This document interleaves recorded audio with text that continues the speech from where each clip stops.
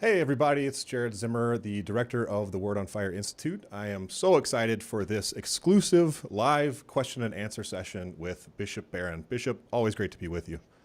Hey, Jared, good to see you. And I'm delighted too to be part of this conversation because something you and I have talked about a lot is just keep me in personal contact with the institute members who mean the world to me. I pray for all of you every day, and I see you as the vanguard, the missionary vanguard of the Word on Fire movement. So delighted to be with everybody today.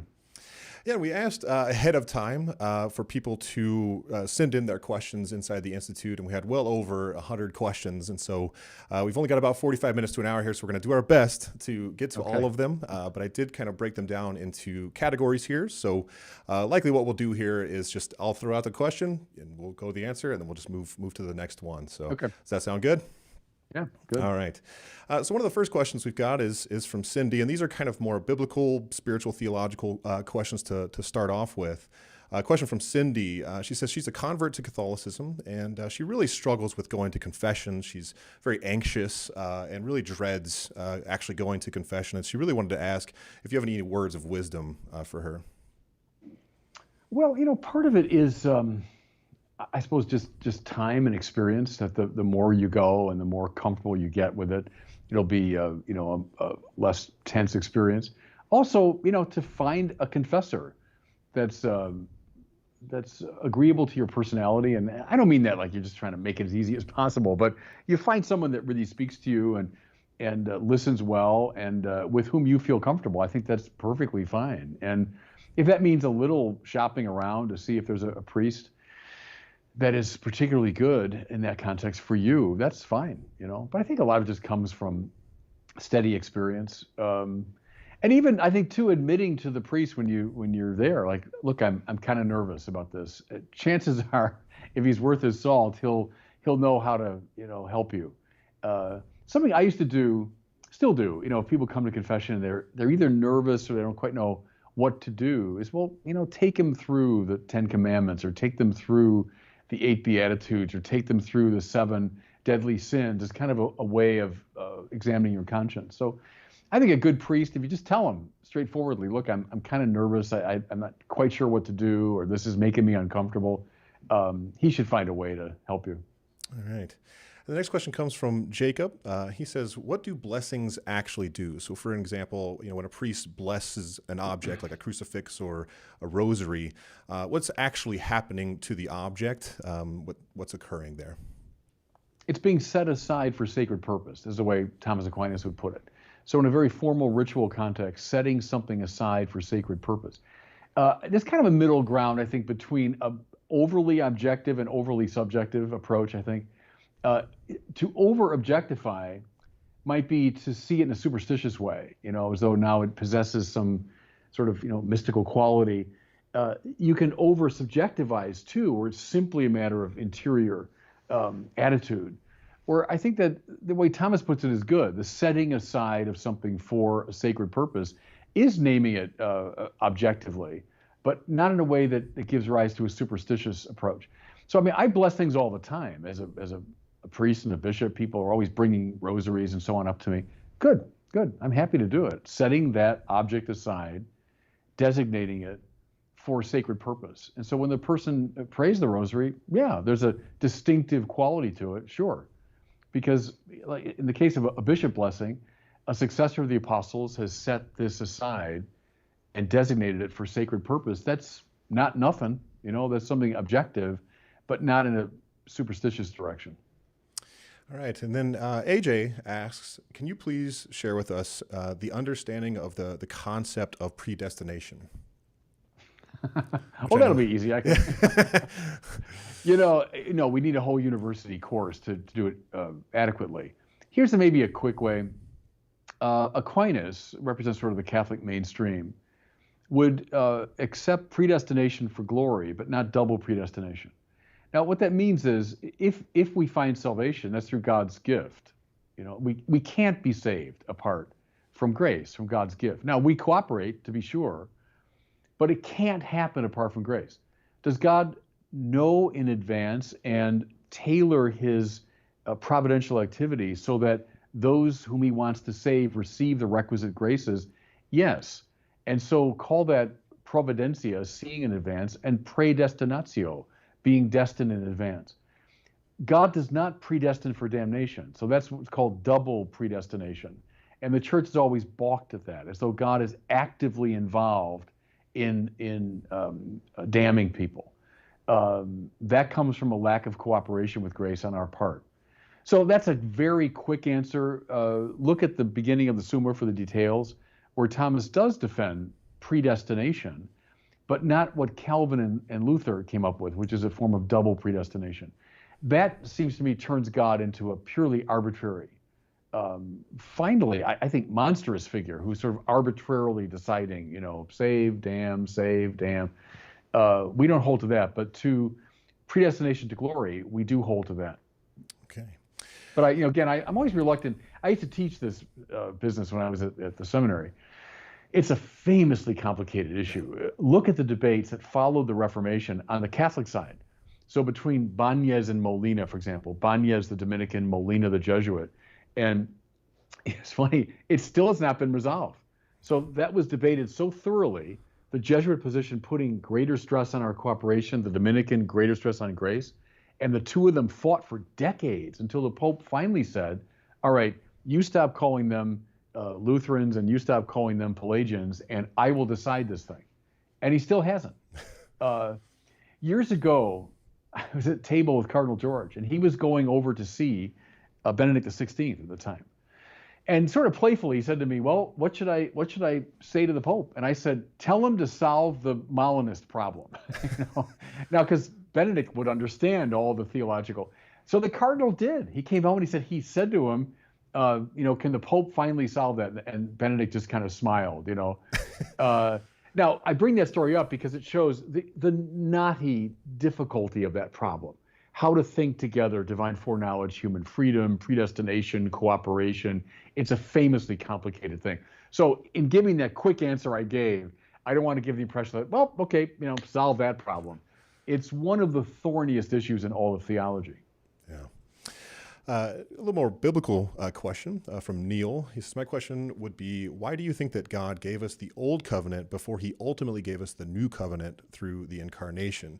Do you think that it was simply a test to shape his people or something more? I go with Irenaeus there, one of my great heroes. And so early on, we're talking 2nd century, Irenaeus perceives God's way of dealing with us is a bit like the way a parent deals with a child who's coming of age.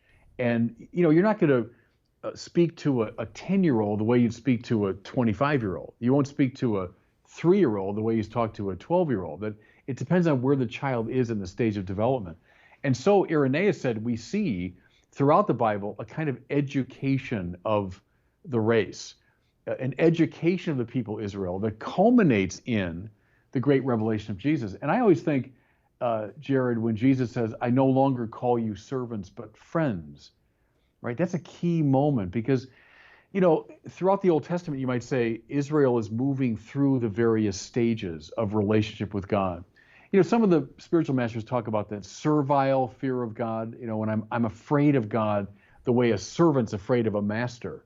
Well, okay, that might be appropriate at a certain stage of development, but God doesn't really want that ultimately. He wants friendship. He wants a fear of the Lord that means, this deep intimacy and so on. Think of Catherine of Siena with the kiss of the feet, right? The kiss of the hand, the kiss of the mouth, or the 3 stages of spiritual development. So I think there's something very similar now in the Bible. So the Old Covenant, I would say, represents God's steady education of Israel, culminating in the fulfillment of all of that now in Christ. Quick answer, but read Irenaeus for the details. So very early on, the church wrestled with that problem. All right. And then Cordelia asks, can you please explain why in the Gospel of Matthew, it says that Jesus' brothers were James, Joseph, Simon, and Judas. Were they biological or spiritual? Well, the classic answer is they could be, cousins of the Lord. So brothers in the broad sense. So given the virginity of Mary, we can't talk about Jesus having brothers in his immediate family, but relatives. It's been handled differently. Um, I think what I like in the question is we're all called to a kind of familial intimacy with the Lord. And so we're called to be brothers and sisters of the Lord. That's a good instinct. But the ones referred to in the Gospels, probably cousins. Some people speculate children from an earlier marriage that Joseph might have had if Joseph's wife had died. He's often depicted as an old man. Now, there's no real reason to hold that based on the Gospels, but the tradition is speculated. But I'd say it means family member in the kind of the wider sense. Okay. Then Linda asks, why was it important that Mary be born without sin? I always like Fulton Sheen's approach to that is, Jesus, who is the fullness of purity. And Jesus comes into this deeply impure world, right? The world is tainted by sin in every nook and cranny. And Mary is a kind of cleansing zone, through which Jesus comes. That her immaculate nature, she's without sin, is a kind of bridge between the sheer perfection of God and then the sinfulness of the world. I think he uses the image of a lock, on the like the Panama Canal. When a ship is moving from one level to another, it needs a kind of intermediary waterway. And so Mary is kind of that bridge between the absolute purity of the heavenly realm and the deep impurity of earth. And she's the bridge. It's funny, Jared, I've just been thinking about this because I'm going to be in Steubenville next week for their baccalaureate mass and graduation, and I'm preaching. And it's the vigil of the Assumption. And I'm kind of playing with that very idea because I'm using Sister Wendy Beckett, the art critic, art historian, and she compared beautifully, I think, to Michelangelo's Roman Pietà, where Mary is much bigger than Jesus. The body of Mary is actually much bigger. And she said Mary is like a mountain, and the body of Jesus is like a river flowing down the mountain. And once you get that image, you can't really unsee it. But it's the idea, not that Mary's greater than Jesus, of course, but that somehow she's the means by which he's channeled into the world. She contains him in that sense. She's the vehicle by which his grace and purity comes into the world. And I think that has a lot to do with the role she plays in the incarnation and salvation history. That's beautiful. So Jackie asks, can you explain what is meant by the magisterium? Well, it's just the teaching office of the church. Magister means teacher, right? So our words like maestro and master come from that. The church has a teaching office and a teaching authority. And thank God for it. I'm a Newman man when it comes to that. I don't see the magisterium as oppressive. On the contrary, it's I compare it to the umpiring role, right, or the refereeing role in a game. Yeah. Even though the custom is to boo the referee when he comes on the court or the umpire when he comes on the field, but anyone that loves these games knows that you need a referee. Otherwise, it descends into chaos, right? We'll be bickering within about 30 seconds of a basketball game over, oh, no, that was my ball. No, it's their ball. That was a foul. No, it wasn't. Without the referee, the game will just devolve into bickering. And so it goes in the life of the church. You just let it go. We all make up our own mind. Well, okay. Before you know it, we're just a bickering crowd as opposed to a church. Yeah. So the magisterium, the magister, the teaching authority, we need it. And, Jared, you and I are both people that love athletics. And, I remember the experience of I've hit a good hit, and I've rounded first base, and now I dive, into second base, and I'm called out.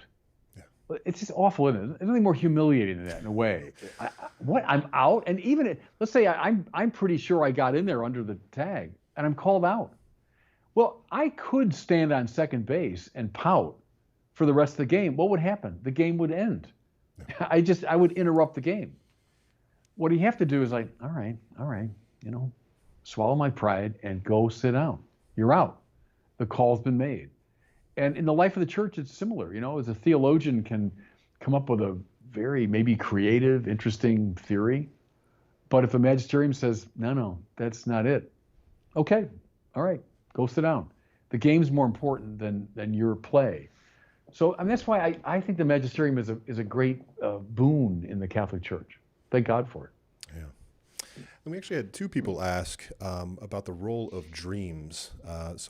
Does God speak to us through dreams? And then, there's numerous stories of people who have deceased loved ones that show up in dreams. So what is the Catholic understanding of dreams? Well, I would say God can speak through anything. I mean, all of creation speaks of God. God delights in using secondary causes, as Thomas Aquinas says. So why not? I mean, if God can speak through nature, God can speak through prophecy, God can speak through a friend, a conversation. I mean, why couldn't God speak through a dream? Now, having said that, are you on kind of tricky ground? Yeah, because what precisely is being said?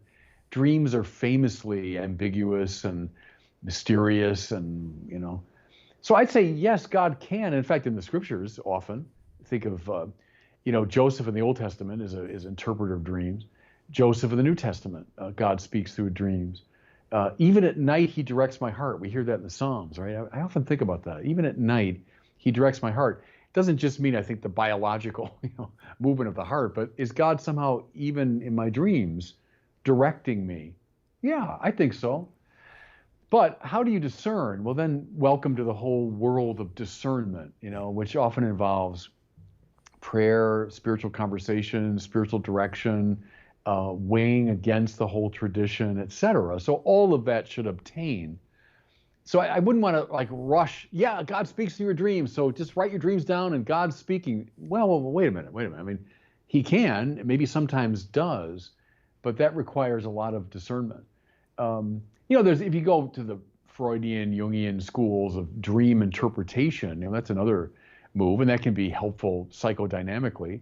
Can God even be speaking through those? Yeah, in a way. If you come to great psychological clarity through a dream, okay, fine. Maybe God is somehow speaking through that. So I guess I'd say the answer is yes, but be careful and know that discernment always plays, a key role. And then Joe asks, given the numbers of how many Catholics do not believe in the real presence, I'm sure he's thinking of the recent study that was released.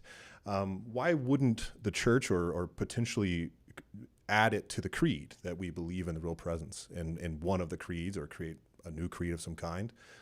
Would the church do that, or has it done that? Oh, I suppose in principle it could. I wouldn't recommend that. I mean, the creeds are these ancient statements of the faith that go back to the baptismal, promises. The one that we use on Sunday, the Nicene Constantinopolitan Creed, coming up out of those two great councils. I'd be reluctant to be, adding or subtracting to those great statements.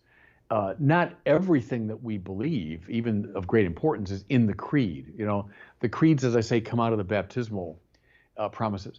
Last night I did 2 confirmations in my region, and of course we repeat the baptismal promises. And I have these kids, tell me what they believe, and it's 4 or 5. Do you renounce Satan? Do you believe in God? Do you believe in Jesus Christ?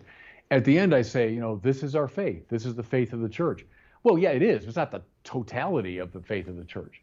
So I guess I wouldn't want to add to the creeds, but as you know, I feel strongly about this issue, and I've been urging my brother bishops to keep addressing it.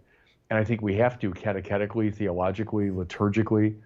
I've recommended use the true, the good, and the beautiful. We got to talk about the truth of the real presence.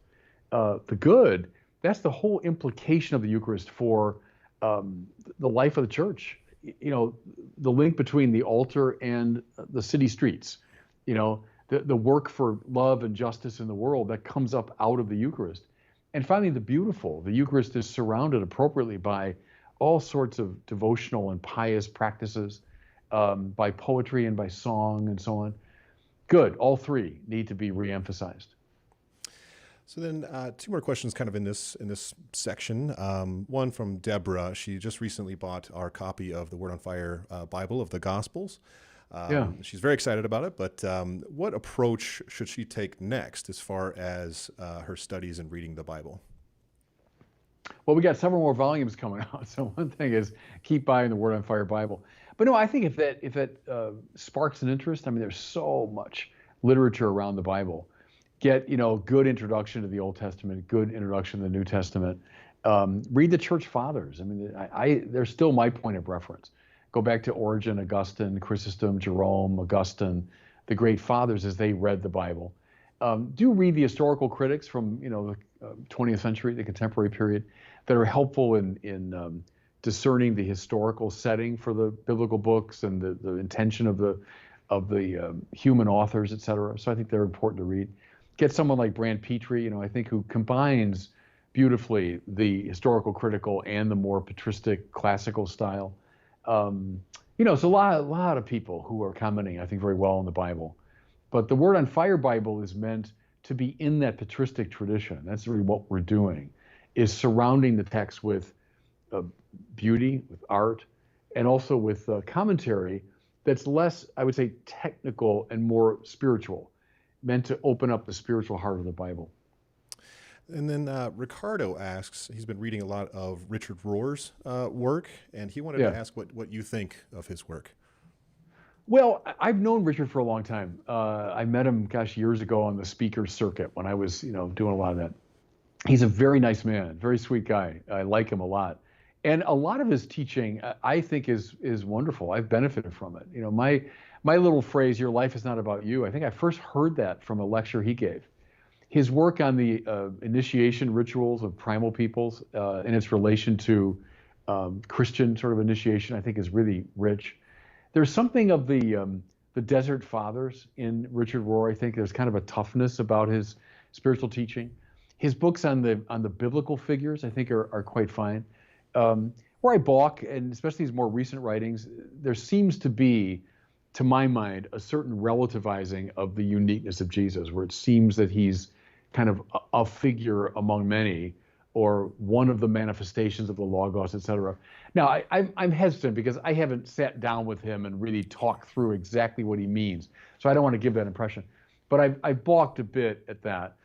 I think Christian specificity is of enormous importance, and I wouldn't want to see Christianity simply included in some overarching spiritual system. It has its own absolute unique integrity.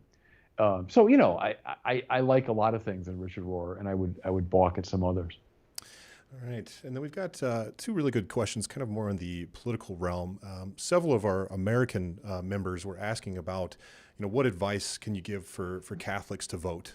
How is it that as Catholics we can participate in the political life? Read the bishop's statements. This is, as you know, a famously dicey area to get into. As everyone knows, it's true. Catholic social teaching is neither Democratic nor Republican. It includes elements of both. If you look at the platforms of both parties, there are things in each one on both sides that Catholics would agree to. The bishops have made, it's several years old now, but it's still a really good statement on forming conscience for, political life. And it goes through the whole range of issues that we feel strongly about and articulates why we hold what we hold. I think it's very clear there that, again, neither party perfectly represents it. Both parties have something good, something bad. Another basic principle, you can never vote for a political figure because he or she is against a teaching of the church. So if you were to say, I'll give an example. I support this candidate because he's pro-choice. You can't say that. You can't actively cooperate in evil that way. Might you say, I can support a political figure, not because of that position, but very much despite that position, because I've discerned a certain, balance in his point of view. Yes, that's possible, Now, again, I'm walking carefully here because it's a famously difficult thing to get right. It's the both and of Catholic social teaching. I would say read what the bishops have said, and then finally, you do have to make up your own mind. You can't actively cooperate with someone that is opposed to church teaching, but there has to be some kind of judgment made. And I can't tell you that in advance. I mean, in a way, I wish I could. I wish it was that easy. I can say, yep, if you're a Catholic, you've got to vote for this party. I wish it were that easy. It's not. And of course, as you know, as bishops and priests, we're forbidden from doing that. I mean, I can't get up in the pulpit, certainly shouldn't, and say, you got to vote for this political party. I shouldn't do that. We articulate our views on the key issues. And finally, we have to ask our people to make a moral discernment.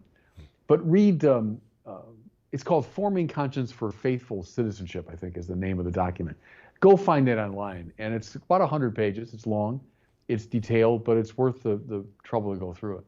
Right. And then Philip asks, he actually mentions a specific article, but I think it points to a larger question in regard to conspiracy theories. How is it that Catholics can view conspiracy theories, especially right now where there's a lot of them out there? Yeah, they're attractive because we're pattern-seeking animals, right? That's the way the mind works. And that's, I think, is a good way to interpret the agent intellect in Thomas Aquinas. It's searching for, he call it form.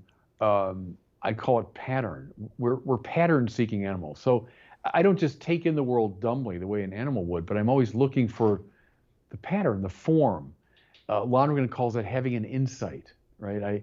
I say, oh, this is an example of that, or this fits under this category.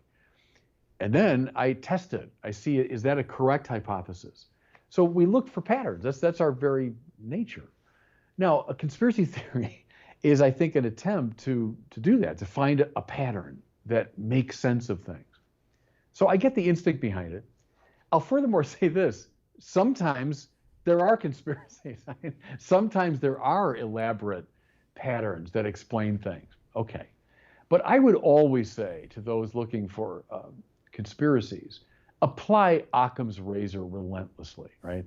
Occam's razor that says, always prefer the simpler explanation or simplest explanation. If you have a range of hypotheses for a given phenomenon and you're a pattern-seeking animal, good, that's all right, look for patterns. But Occam's razor says, always prefer the simplest explanation first. And if and only if you can rule that out, then move on to the next simpler explanation. The danger is, oh, something happened. Oh, that's interesting. Let's fly to the most wildly improbable explanation. Or, oh no, I gave it a chance. I looked at a simple explanation, but it doesn't work. Therefore, I'll rush right to the wildest explanation. No. Be patient. Be careful. Always follow Occam's razor as you're seeking out patterns for things. And that's why I think, intelligent people have a healthy suspicion of conspiracy theories, because it looks like we're rushing to that level of explanation. There's something, I'll confess it, deeply satisfying about conspiracy theories, because, that fits there. Oh, it's all part of one, but, likely it's not all part of some grand overarching. Likely it's this stumbling into that and this having some influence, and that's less satisfying, but it's probably truer. And that maybe, Jared, I put it that way, is always ask the question, is it true? Something can be satisfying, fascinating. Look, when I was a kid, back in the 70s, 80s, all the rage were Kennedy assassination theories. So down in your neck of the woods, right? You go to Dallas. Believe me, I can give you all kinds of. I read all those books as a kid. When you're 15, 16, and CIA, the FBI, Castro, the mafia. Pick your conspiracy theory. Watch the movie JFK. They're all on display in one great meta conspiracy theory. Okay, it's fun. It's fun to think along those lines. But is it true? Is it true? So I know when it comes to the church, people have conspiracy theories about all kinds of things. All right. Is it true? And always apply Occam's razor. I think that's the key there. All right. Then we've got a couple of questions about church matters as well. Eduardo expresses some frustration with why is it so rare to find a solid understanding and practice of authentic social Catholic teaching among educators in the church? Yeah, that's a good question. And I share some of that frustration too, that we're more influenced by the culture than by the church.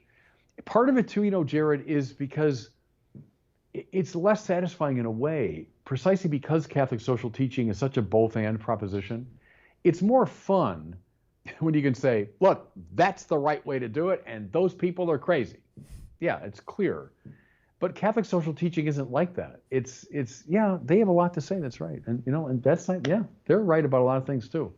Okay, that can be frustrating. Well, what do I do? Well, you got to do a lot of really, really careful discernment now. Well, that's more challenging, less fun than boom, it's this, not that. So I would say that could be part of it. That even educators would prefer a simpler explanation, and it's complicated.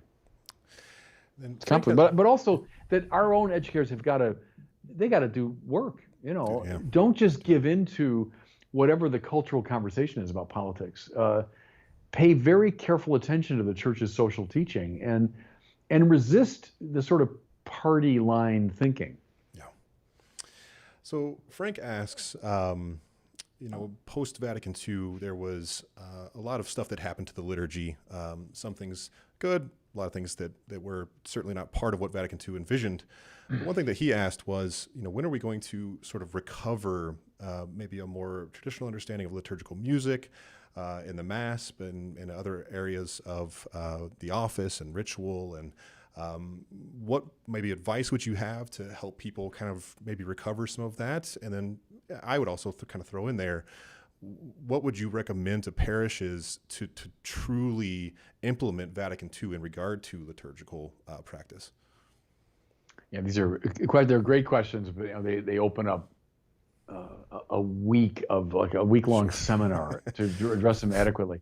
I'll say, first of all, I don't need to read it in books. I lived through that period. As a kid, late 60s and the 70s, I lived through the time of wild liturgical experimentation. I remember a priest coming up the aisle on a motorcycle at the beginning of Mass. So I lived through that crazy stuff. I think we've taken a lot of steps to correct those wild excesses of that period. The pontificates of John Paul II and Benedict XVI had a lot to do with that correction. And I think it just sort of happened by a happy evolution, that people realized how sort of crazy the wild experimentation was. And we got back, I'd say, to a more authentic reading of Sacrosanctum Concilium, which is the great statement on the liturgy. There's been a development since the council, to be sure, but I think it's got to be in line with the great instincts of the conciliar text. And a lot of the reform was not in line with that. And the church has been, I think, correcting that. Now, when you get more specific, so this kind of music, this rather than that, I wouldn't want to overemphasize that or overdraw that distinction. Look at liturgies, for example, in Africa. So often we in America and the West can look through very narrow lenses. We see the church in our neck of the woods, or like in a Western European framework. But gosh, where the church is really growing by leaps and bounds? In Africa. You don't find, I haven't spent a lot of time there, but sometime in Africa, you're not going to find a like preconciliar Latinate sort of liturgy. When you go to Africa, you're going to find a lot of dancing and a lot of exuberant singing and a lot of engagement of their native culture. I remember this is it first surprised me, then delighted me when I said Mass in Uganda. We were filming there, it's like 10 years ago. And at the elevation, so I consecrated the host, at the elevation, everyone breaks into applause. And I didn't know what was going on at first. Like, and then I elevated the chalice and applause. Well, the more I thought about it, well, why not? If you're going to clap for something, why not for the real presence of Jesus? But that was part of their cultural appropriation. Good. Now, if someone were to say to that Ugandan congregation, nope, I don't want that clapping, I don't think that would be right. Musically, the beautiful forms that are conditioned by Gregorian chant and by the classical tradition of Palestrina and all that, lovely. I love it. I love that expression. Is that the only way to do it? I would say no. Are there ways that we can, reverence musical forms that come up out of a culture? that are still liturgically appropriate, but not necessarily Gregorian chant or Palestrina? Yeah. My model here, as in most things, is John Paul II. I mean, look at John Paul II traveling around the world. I remember the jazz mass he did in New Orleans, where who was at the time, one of the famous jazz musicians came out and played, on the clarinet, and jazz music going on. Well, not to everyone's taste, sure. Inappropriate, I don't know. John Paul II had no problem with it. So it's, all these issues of enculturation, of a legitimate range of like musical and liturgical expression. I think we can all agree the priest on the motorcycle is not a good example of enculturation. I think those of us who lived through that time understand, the limits. But at the same time, I wouldn't want to so overdraw it that it's only in one particular cultural form that it's legitimate. To a degree, that's the Catholic genius, right? Is that we allow for a great variety. And I love all this. I was at Thomas Aquinas College not long ago, and they have a gorgeous classical liturgical choir that does that marvelous high, polyphony and so on. Gorgeous, beautiful. But would I go so far as to say that that's the only kind of music you should have at Mass? No, I wouldn't say that. Especially when you're sensitive to a parish, what a parish can afford, what a parish is capable of. Talk to real old timers. Most of them are gone now, but when I was a younger priest, I remember older priests who had grown up with the preconciliar liturgy, and they would get very suspicious of people who were hyper romantic about it. Like it was always like Mozart's masses, and they'd say, "Trust me, it was not like Mozart's masses." That most of the time it was done in a kind of inadequate way. My point there is, I think we have to allow for a certain range within the church's expression. So we've got another question from John, and he has several Protestant friends, and there's kind of a misconception about whenever Catholics use the term the church versus when Protestants might use the term the church. And so he basically asked, what church are we referencing whenever we're talking kind of in two different languages here? Well, I mean, read the Lumen Gentium, which gives a whole range of images for the church. Do we mean the people of God? Yeah, and in one sense, all the baptized, so that means not just Catholics, but non-Catholics who are baptized are part of the church in that broad sense. There are separated brethren, as Vatican II put it, but they're members of the church in that broad sense.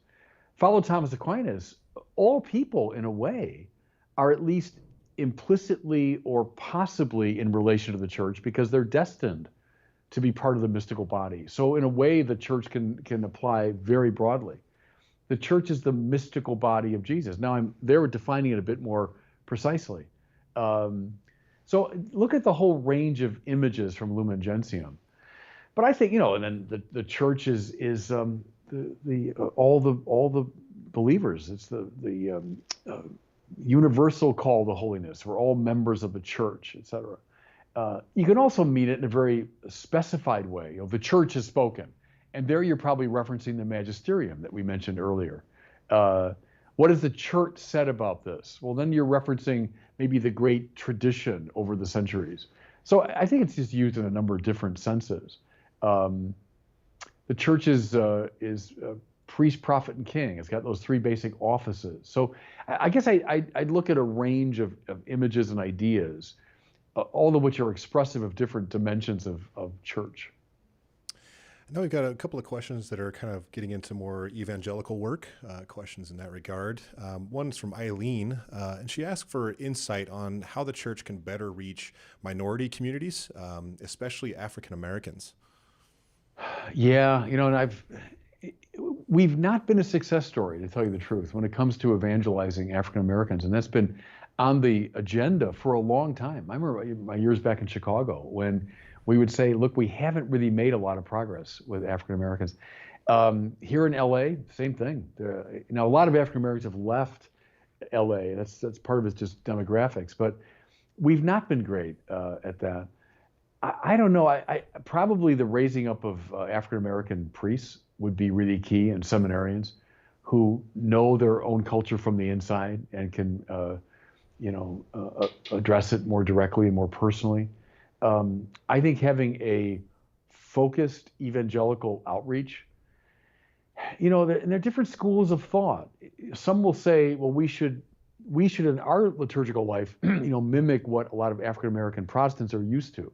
Others say just the opposite. No, we should provide an alternative, And to be fair, I think both those have been tried in different contexts. So I don't know. I'd have to do a lot more thinking. But I share with the questioner a certain frustration that we haven't been great, and we haven't made that much progress, frankly. I know Thea Bowman's canonization is moving through the process, and I think that would certainly help.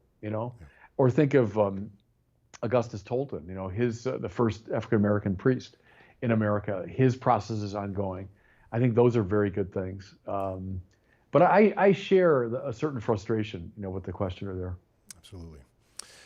So Thomas asks, basically, how can we create a time or a opportunity to discuss objective truth with a nun, an N-O-N-E, in regards to the sources of objective truth? So he mentions natural law, creator, things like that, given that we live in a time of scientism and things that are much more kind of technologically focused. Yeah, there's a couple things there. I've always said, Jared, that when it comes to things we take seriously, no one's a relativist. So you're a serious weightlifter, right? Are you going to tell a young kid says, hey, how can I get better at this? Oh, do whatever you want. Here, there's a barbell, and just throw some weights on there and just off you go. You'd never dream of doing that, would you? I mean, there's a whole set of objectivities that you would try to draw that young person into. No, don't start there. Start with this weight. No, you're doing it all wrong. Your form is off. You're going to injure yourself. Don't do it that way. You would draw him into a world of objectivities that are allowing him to achieve the goal he wants, right? And if the kid is any good at it and starts to get it, he'll want more, not less objectivity, correct? He's not going to say, hey, this is really working. Let me go back to doing whatever I want. No, it's like I remember when I was learning sports as a kid, the more you're learning baseball, no, give me more of that. Tell me more about how to hit and how to field and how to, throw, etc.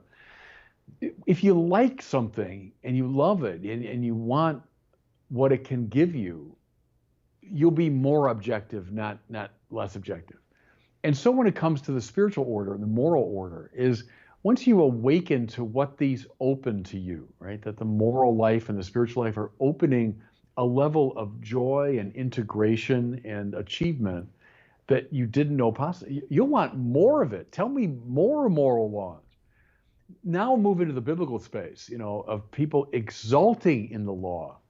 Lord, how I love your law. I meditate upon it day and night. I mean, that strikes us as so alien, I think. And why would you meditate upon the law? You sort of accept the law maybe as a necessary evil. No, not if you're into something. You're into something. You like the law. You want more of it. So I would urge that maybe is when people are caught up in all this goofy subjectivism of our culture, is like, look, no. Just think about, tell me one thing in your life you're really serious about, and I will bet you $1 million you are not a subjectivist. And so I'm here to tell you, religion and morality is serious business, and there are a lot of objectivities around it. Now, keep playing with that metaphor if you want. You, I bet, lift weights and do bodybuilding in a distinctive way, right? So once you've internalized all those objectivities, you also find that your cooperation with them is creative and is individual, is tailored to you. There's a style that you have. Same with any sport, right? You learn the basics, the fundamentals, and then you start fielding in a distinctive way. Good. That's a kind of legitimate, if you want, subjectivism. I wouldn't call it subjectivism. I'd call it the individualizing of the objectivities, right? You've now internalized them in a way that they become yours. And then we exalt in Michael Jordan, or we exalt in, go back, like they always say, Ted Williams is the paradigmatic hitter. Or if you're a golfer, it's Ben Hogan. Is like, all right, there he is, But now I've got to become, I can't just become Ben Hogan. I got to become my own version of Ben Hogan's objectivity. So there's plenty of room for that, plenty of room for individuality, creativity, but it's within a framework of deep reverence for the objectivities. So I would, the trouble is our culture is always trying to subjectivize religion. Oh, that's a nice little hobby that a few of you have. I get that, and I'll tolerate it. I know it's this peculiar thing that you and your friends are into. But we have to resist that. We have to resist that. No, religion is about objectivities. And once you get that, then this world opens up. And you're not going to be. See, people that are subjectivists in the radical sense are playing at life. They're not living it seriously. It's like you'd say to a kid, hey, Jared, I really want to learn weightlifting. Okay. But he never follows your instructions, never does what you tell him, does everything wrong. You keep telling him, no, you're going to hurt yourself and you're not making any progress. And they say, oh, yeah, I just kind of love coming over and horsing around. And you say, well, that's all you're doing, man. You're just horsing around. You're not taking this seriously. Well, see, that's why a lot of the culture when it comes to religion and morality is just horsing around. That's what all this subjectivizing has done. And that's why I'm so inimical to it, because it's not just like a matter of taste. It's hurting people, this subjectivism. Okay, end of rant. I've been ranting about that too long. We've got Coy. He actually quotes a G.K. Chesterton quote out of his book on Thomas Aquinas. And he says, while we may need somebody like Dominic to convert the heathen to Christianity, we're even greater need of somebody like Francis to convert the Christians to Christianity. So he asks, please shed light on this with regard to evangelizing the culture, which seems to be dominantly what you might, to use Chesterton's words, heathen, and where there's so many nuns in ONES. Yeah, well, this is two different stages, I guess he's talking about, right? So when he says Dominic, does he mean the more kind of rational, straightforward teaching of the Christian truth? And that's got to move someone from a non-Christian to a Christian. But then Francis might represent the radicality of it. If you're, it goes to the sports analogy again. You learn the basics. Any sport, you got to learn the basics. But then if you got a coach worth his salt and he senses something, he senses that, boy, this kid, he's good. He's got the basics. But are you ready for a serious move now? Are you ready to get beyond the basics to the real game? Well, now I got to draw you into a different space. And that's same in the spiritual order, right? The basics are like, belief in God and belief in the integrity of the moral life and the 10 Commandments. And that's the rich young man, right? Is, Master, what must I do to have eternal life? Here's this kid full of, well, okay, let's start with the commandments. Yeah, I've done those. And I believe him. I have no reason not to believe that young man. I got the basics down. Yeah. All right, says Jesus. Now, if you're serious, now sell all you got and come follow me and you'll have treasure in heaven. That's a kid that's gone beyond, I can dribble and I can pass and I can shoot and I got the basic things. All right, are we ready for Steph Curry? Are we ready for Michael Jordan? Now I got to bring you to a different space. So in the spiritual order, it's the same thing. That's the move maybe from Dominic to Francis, even though Dominic's pretty radical too.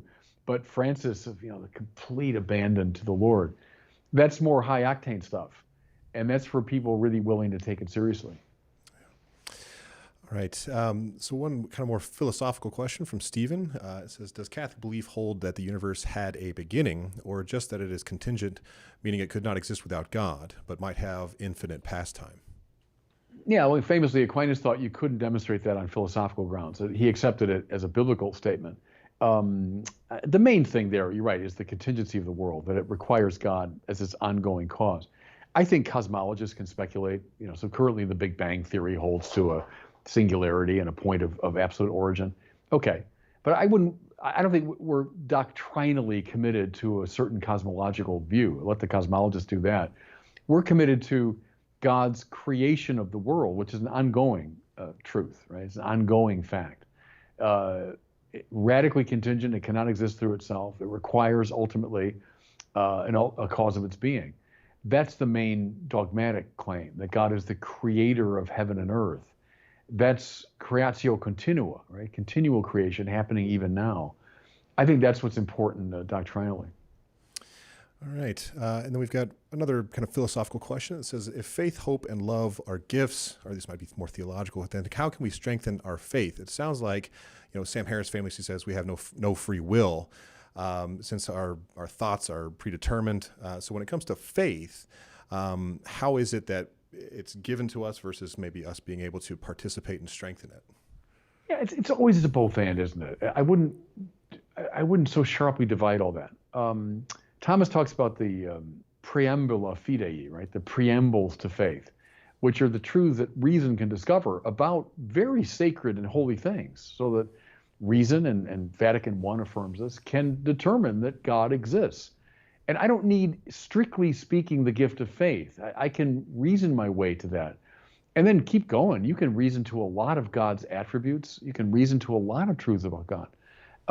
Good. God gave us minds. Use them. Nothing wrong with that. I've used that example a lot of coming to know a person, right? You can Google and do research, and you can observe, and you can come to your own conclusions about a person. And that's all legitimate. Good. Use your mind. But then at a certain point, the person has got to reveal himself to you, right? Has to open his or her heart to you, things that you'd never know otherwise. You couldn't, in principle, know otherwise. And you have to be in an attitude of faith. You have to receive and accept rather than be in the sort of catbird seat of reason, where, here I am surveying and analyzing and deducing and coming to my conclusions. Fine, all that's fine. I'm not mocking it. But if that's all you do, you'll never know the person's heart. Well, that's the analogy, I think, for faith and reason, right? So off you go, do all you can. But then, finally with God, you can't be in the position of control. It's just impious. And it's also illogical that I can come to a controlling knowledge of the ground of being. No, ultimately you have to open yourself to trust, and we call that attitude faith, and you have to ask for that. That's true. See, because it's like coming to know a person. You've learned a lot, but you sense, I don't know this person's heart yet. Well, you're not going to aggressively get it. You can't, even in principle. What you have to do is wait, ask, hope, right? See, all those attitudes with a person, it's appropriate. A fortiori with God, So there, it doesn't seem so kind of arbitrary and odd that, I just have to wait around and ask for faith. No, your mind's alive and active and searching and knowing. But at the end of the day, at the edge of what you can know, you have to adopt an attitude of hopeful expectation. Lord, reveal your heart to me. Lord, show me what you want. Show me who you are. And that's the attitude of faith. So there was also several questions about sort of the future of the Institute, the future of the movement itself. And so one question is kind of, what would you have the Institute people do now? And what is kind of the collective mission that you'd really like to see them activate? Yeah, good. I feel so strongly about it.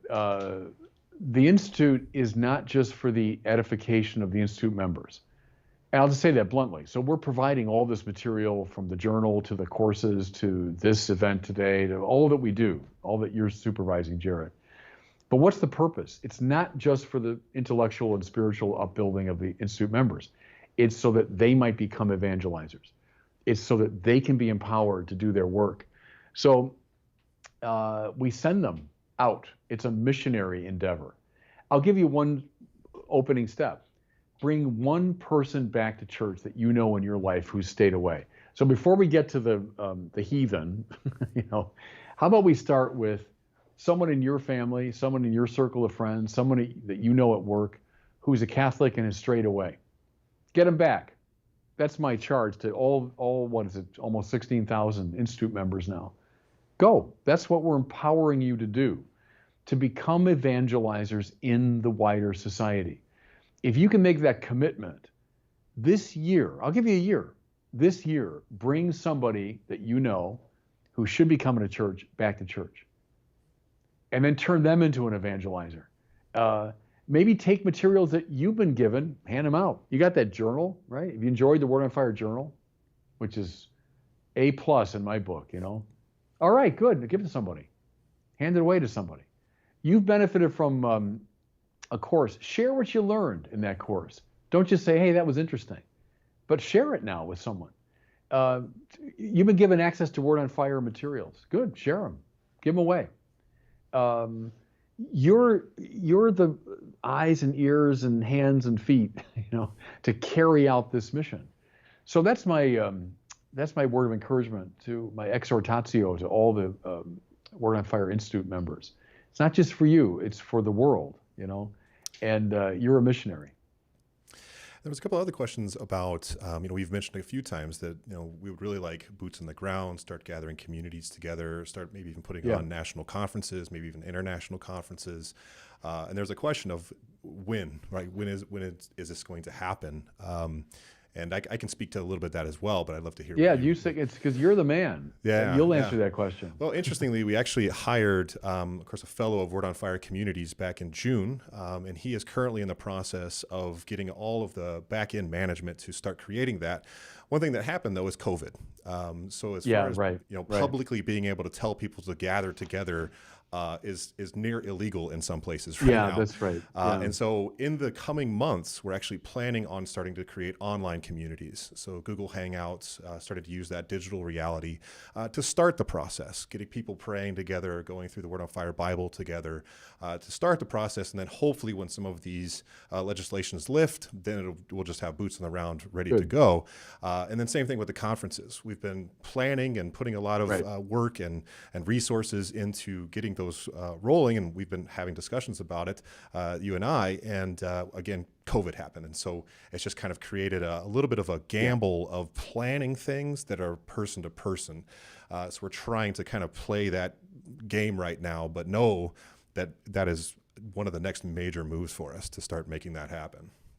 Good, and that's what I want. That's what I want. And you're right. I hadn't quite thought of it in that focused way that COVID has really interrupted all those moves. But conferences, yes, both national, international, gathering people on the ground in people's homes or in a parish or wherever it works to bring Word on Fire Institute members together to meet each other, to talk, to read, for example, that little book Centered that we came out with, which is sort of a gathering of the Word on Fire spirituality. I would like that. Just have a group that would work through that book together. And then after each major section, pull out the practical implications. Therefore, what? Therefore, what do I do? Take this challenge I've just given. Your job next year, bring one person back to church. So yeah, that's what I want, Jared. That's what I want. And to make Word on Fire a national and ultimately international movement. It is already. I mean, we've got international presence, but keep broadening and deepening that. That's what I want. All right. Well, we only have about 2 minutes left, and one last question okay. that's a little bit more lighthearted from John. He asked, Bishop Barron, do you think the Dodgers or the Cubs have a better chance of winning the World Series this year? It's funny. And who knows what what's going to happen with the baseball season, But just the other day, I was looking at the LA Times, and I'll admit it, I go right to see how the Cubs are doing. Part of the problem is, first of all, I was a Cub fan for decades and decades. You can't just knock that out of your system. But secondly, it's just a funny thing. In Santa Barbara, you cannot get Dodgers games on TV. Weird. It's something to do. I don't know. I've asked many people. No one out here can get Dodgers games. So as a result, I haven't really grown to know the Dodgers that well. I would if I could watch some of the games. I would. Who has a better chance? I don't know. Dodgers are, I think, one of the 2 or 3 best teams in the league. Cubs are off to a good start. I think they're 8-2. But will the season end, or what's going to happen with the season? I don't know. So I'll say they have an equal chance. I'm going to try to play that one very safe. All right. And then lastly, any final thoughts? Then I'd love to ask you to send a blessing to all of our members. Yeah, no, I think I just gave my final thoughts in terms of that exhortatio. It's my challenge to you. Don't think of it as something you just passively receive and you say, "Oh, I love the journal, I love the courses, and that's really interesting, and I've grown spiritually." That's great, of course, but now you go. You're on mission. You've been sent. That's what I want for everybody. That's my last word of encouragement. Happy to do this sort of thing. Jared and I have talked about it. We've all gotten used to the Zoom stuff, haven't we? We're always doing meetings on screens.